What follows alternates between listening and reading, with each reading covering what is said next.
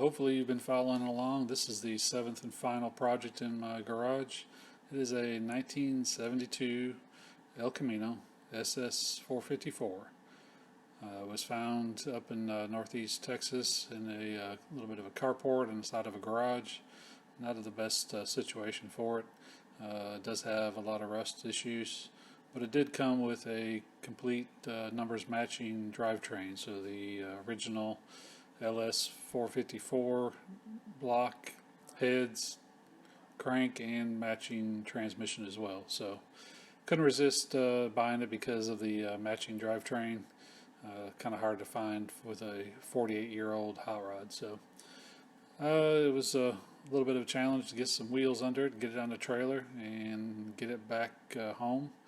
Looking at the VIN tag, you can see that it does have the W, which does indicate that it's a 454 SS. Here's some of the numbers off from the block. The casting number 3999289. Casting date August 31st, 1971. The front pad has the partial VIN stamped into it. And the heads, the 627, 2292s,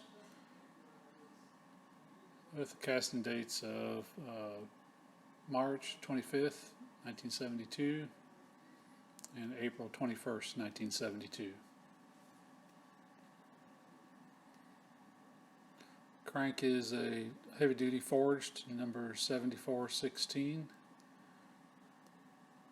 And the transmission has the partial VIN stamped into it also.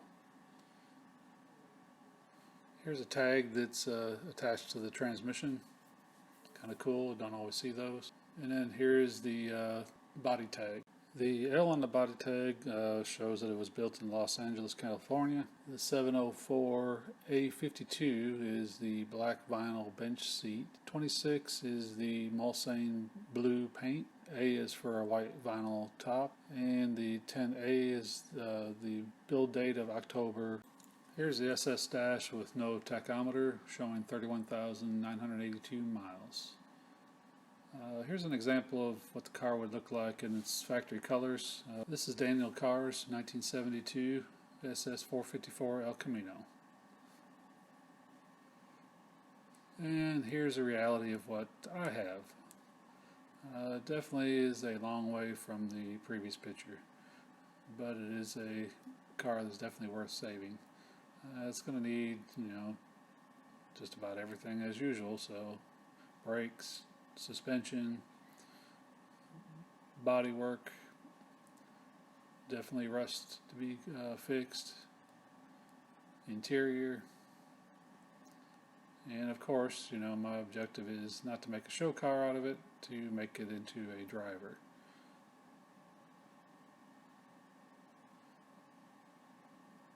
So you can see some of the buckets that came with the car with multiple parts stuffed in them. So it definitely was a basket case when I got it. See the quarters looking rough, so I picked up this parts car body to help patch in some of those rough areas. And of course I had to get a little creative to move it around with my tractor. It looks pretty nice with the 5-spoke original wheels that would go on it. And you can see some pretty extensive lower quarter rust in the quarter panels.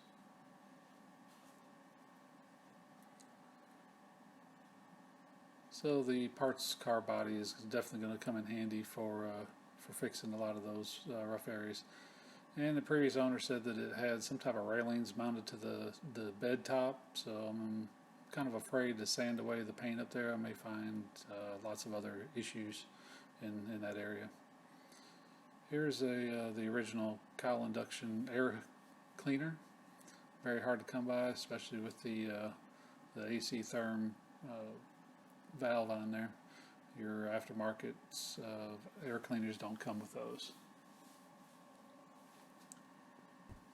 These air cleaners can be quite expensive. If you're trying to locate one, they run $800 to $1,000 to try to buy one on, say, eBay or somewhere else. So I'm very fortunate that I do have this piece to go with it. You can see a lot of the parts are in the back of the car. There's bumpers and drive shaft and all kinds of stuff, and also there's some other parts for some of the other cars.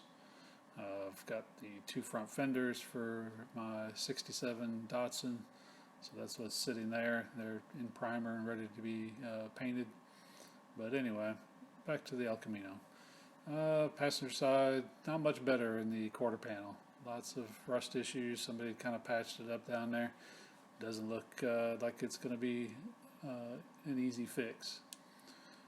But hopefully the parts car can furnish a lot of the metal that I need to kind of fix it up.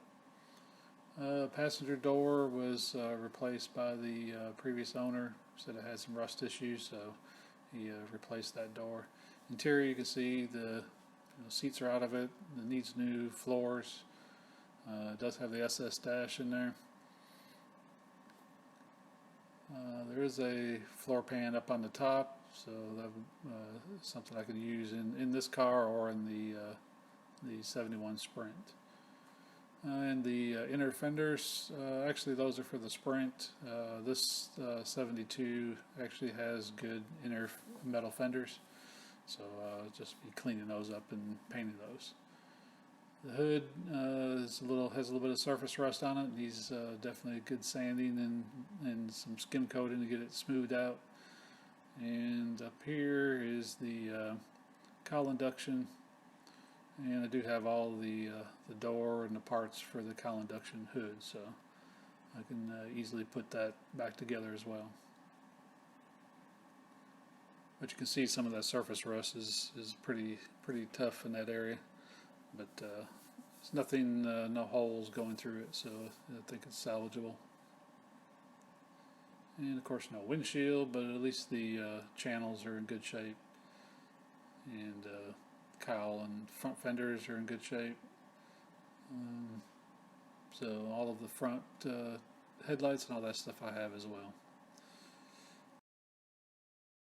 And here's the casting date for that rear end, actually, in the 72 El Camino. So it has a 1970 rear 12-bolt differential in it, but it has a 456 gear in it, so it was really set up for drag racing by the previous owner. And there's the door tag.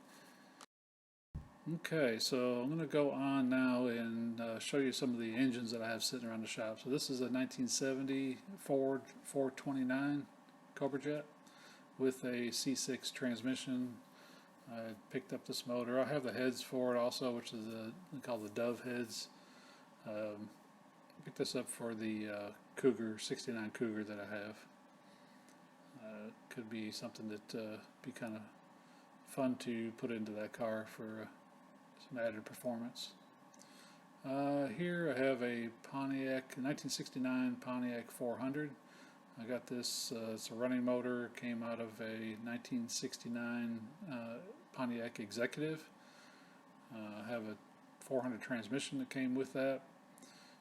And so that's an engine that I could put into the 69 GTO that I have that was flooded.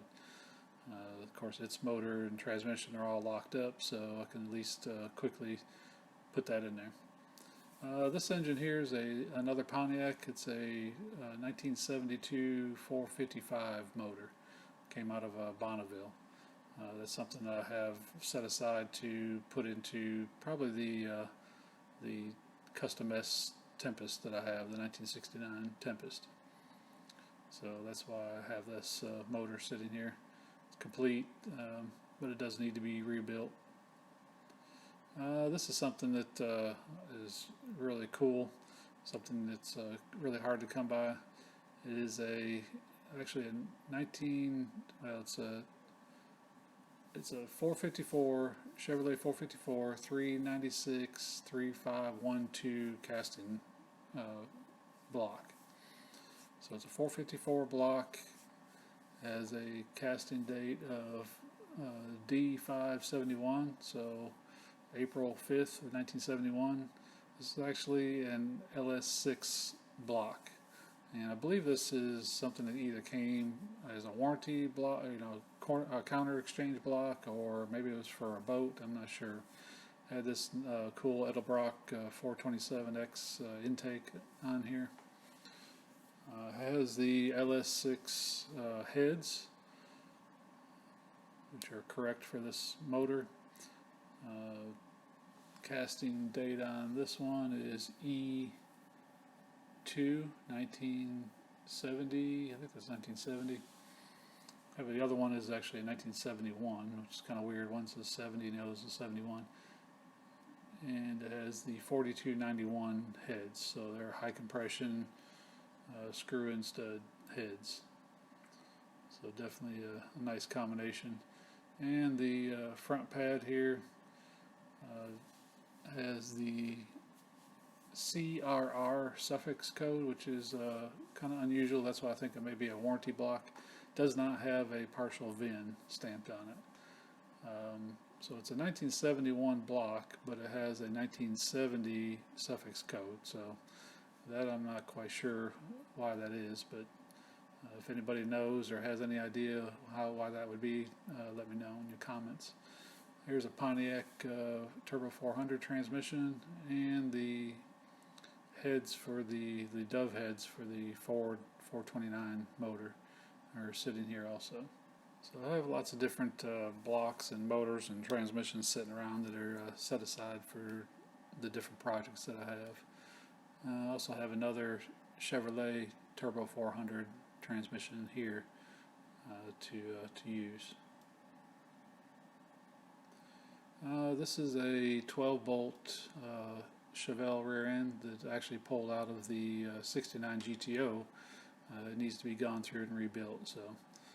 So that's the basic components that I have here in the warehouse, and basically need your help to kind of help direct me as to what to go to next. And thank you very much for tagging along.